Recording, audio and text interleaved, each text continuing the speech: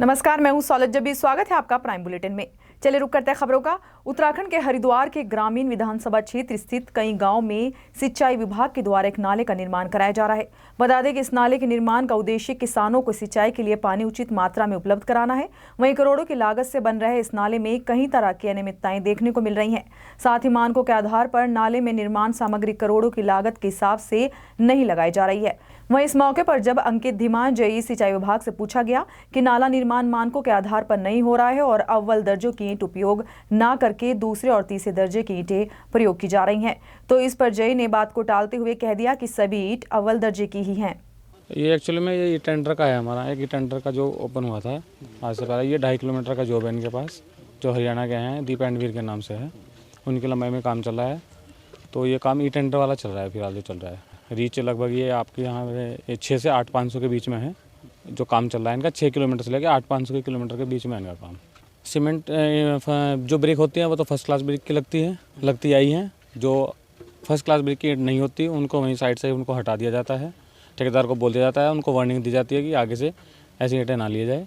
नहीं, जो अभी उतर रही हैं उनको अभी वापस उठा लिया जाएगा। यहाँ पे कोई नहीं उठेगी और 2 एम ईंटें बिल्कुल नहीं लगेंगी। अव्वल ईंटें ही साइड पे लगेंगी, हमेशा से लगती आई हैं।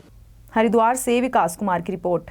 वहीं उत्तर प्रदेश के मुरादाबाद में केंद्रीय राज्य मंत्री गिरिराज किशोर ने नमाज पर रोक लगाने के मामले पर कहा कि धर्म के नाम पर कानून हाथ में नहीं लेना चाहिए। धर्म के नाम पर कानून को अपने हाथ में लेना ये उचित नहीं समझता। अगर सबके सहयोग से कोई धार्मिक अनुष्ठान होता है तो उसमें कोई दिक्कत नहीं है, लेकिन अगर समाज को स्वीकार नहीं तो यह एक तरह से कानून को अपने हाथ में लेने के बराबर है। वहीं अपने दल के नेता द्वारा उत्तर प्रदेश में भाजपा से नाराजगी के सवाल पर उन्होंने पत्रकारों से कहा कि आप इसकी चिंता न करें। धर्म के नाम पर कानून को अपने हाथ में लेना ये मैं उचित नहीं समझता। अगर सबके सहयोग से कोई धार्मिक अनुष्ठान होता है तो उसमें कोई दिक्कत नहीं, लेकिन अगर समाज को स्वीकार नहीं तो ये एक तरह से कानून को अपने हाथ में लेने के बराबर है। मुरादाबाद से सागर रस्तोगी की रिपोर्ट। वक्त तो चला एक छोटे से ब्रेक का। इस कार्यक्रम के प्रायोजक हैं सुमेरु इंफ्रास्ट्रक्चर्स। ब्रेक के बाद आपका स्वागत है। चले रुक करते हैं अगली खबर का। दशहरे वाले दिन अमृतसर के जोड़ा फाटक में हुए रेल हादसे में रामलीला में रावण की भूमिका निभा रहे दलबीर ने कई लोगों को बचाया और खुद मौत के मुंह में चला गया था। सरकार ने दलबीर के परिजनों को 5 लाख रुपए मुआवजे के तौर पर दिए थे, लेकिन मुआवजे का पैसा लेकर दलबीर की पत्नी नवप्रीत फरार हो गई और दिल्ली जाकर अपने मायके बैठ गई। वहीं परिवार वालों का घर चलाना मुश्किल हो गया है। दलबीर की माता सोइन कौर ने अपना दुख बताते हुए कहा कि मुआवजे का पैसा तो उनकी बहू ले गई, लेकिन अब वो केंद्र सरकार से मिलने वाली राशि का इंतजार कर रही हैं, क्योंकि दलबीर घर में कमाने वाला अकेला था तो उसके जाने से घर चलाना बेहाल हो गया है। कहता सारे मर जाओगे, जल्दी जल्दी निकल जाओ बाहर, जल्दी जल्दी निकल जाओ बाहर। अच्छा इन्हें कढ़ने शुरू कर दिते हैं। 4 लड़के सी, 3 लड़के होर सी नाल इहदे, ਉਹ ਵੀ ਨਾਲ ਹੀ किन्ना बढ़ गए। ਜਿਹੜੇ ਇਹਦੇ ਨਾਲ ਗਏ ਸੀ ਨਾ दशहरा कमेटी ਵਿੱਚ, ਉਹ लड़के नाल ही सी। अच्छा ਉਹ ਵੀ ਨਾਲ ही ਕੁੱਦ गए ਤੇ ਇਹ ਵੀ ਨਾਲ ਹੀ ਕੁੱਦ ਗਿਆ ਨਾ। ਦਵਾ ਦਵਾ ਅਗਲੇ ਪਾਸੇ ਭੱਜ ਕੇ ਲੋਕਾਂ ਨੂੰ ਬਚਾਉਣਾ ਸ਼ੁਰੂ ਕਰ ਦਿੱਤਾ ਵੀ ਕਿੰਨੇ ਨਿਕਲ ਜਾਓ ਬਾਹਰ। ਬਾਹਰ ਕੱਢਦੇ ਨਾ ਬਾਅਦ ਵਿੱਚ ਇਹਦਾ ਪੈਰ ਅੜ ਗਿਆ ਉਹਦੇ ਵਿੱਚ ਲੈਣਾ ਦੇ ਵਿੱਚ, ਜਿਹੜੇ ਲੋਹਾ ਲੱਗਾ ਨਹੀਂ ਹੁੰਦਾ ਉਹਦੇ ਵਿੱਚ ਪੈਰ ਅੜ ਗਿਆ। ਪੈਰ ਕੱਢਣ ਕਿਤੇ ਲੱਗਾ ਆ, ਪੈਰ ਕੱਢਦੇ ਗੱਡੀ ਇਹਦੇ ਉੱਤੇ ਹੀ ਚੜ ਗਈ ਹੈ। ਮੈਂ ਕਹਿਣਾ ਚਾਹੁੰਦੀ ਮੇਰੀ ਮਾਂ ਪੁੱਟੀ ਹੈ, ਇਹਦਾ ਕੁਛ ਨਾ ਕੁਛ ਸੋਚਿਆ ਜਾਵੇ। ਮੇਰੇ ਭਰਾ ਨੂੰ ਕੋਈ ਮਾੜੀ ਮੋਟੀ ਨੌਕਰੀ ਦਿੱਤੀ ਜਾਵੇ, ਜਿਹੜਾ ਕਿ ਕਹਿੰਦੇ ਵਿਚਾਰਾ ਨਾਲ ਮਾੜਾ ਮੋਟਾ ਕਰਦਾ ਵਾ।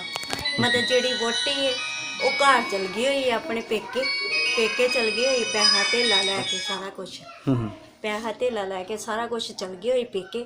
ਮੈਂ ਕਹਿੰਦੀ ਆ ਕਿ ਮਤਲਬ ਕਿ ਕਹਿੰਦੇ ਮੇਰੀ ਮਾਤਾ ਦਾ ਸੋਚਿਆ ਜਾਵੇ ਕੁਛ।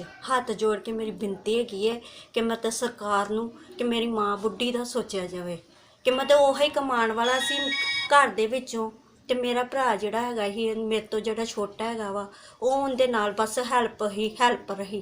अमृतसर से ललित शर्मा की रिपोर्ट।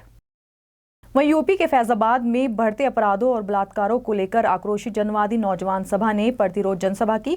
वहीं इनकलाबी नौजवान सभा और सीपीआई के नेताओं ने गांधी पार्क में एक प्रतिरोध सभा में शामिल होकर योगी सरकार के खिलाफ आक्रोश व्यक्त किया। इस मौके पर प्रदेश महासचिव कमरेड सत्यभान सिंह जनवादी ने कहा कि पूरे प्रदेश में हत्या बलात्कार की घटनाएं बढ़ रही हैं और बच्चियां, महिलाएं, बच्चे भी सुरक्षित नहीं हैं। खासतौर पर आगरा के अंदर जिस तरीके से 15 वर्षीय छात्रा के ऊपर पेट्रोल डाल करके उसको जला दिया गया।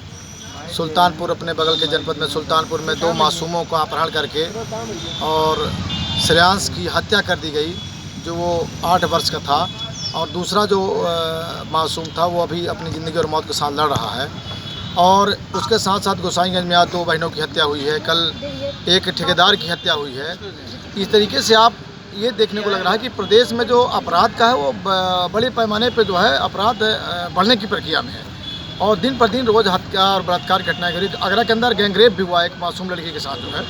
तो मुझको ये लगता है कि ये प्रदेश का जो हालात हैं, प्रदेश की जो कानून व्यवस्था है वो पूरी तरीके से ध्वस्त है। योगी सरकार इसमें कुछ कर नहीं पा रही है। योगी सरकार को ठोस कदम उठा करके और अपराध पे रोक लगाना चाहिए, लेकिन ऐसा लोग कर नहीं पा रहे हैं। तो हम लोग का है कि हम लोगों ने आज जो हम लोग का ये प्रतिरोध सभा हम लोग विरोध कर रहे हैं कि अगर ये लोग इस अपराध और हत्या पर रोक नहीं लगाते हैं तो संगठन और वामपंथी लोग जो है बड़े पैमाने पर आंदोलन करेंगे। फैजाबाद से मनोज यादव की रिपोर्ट।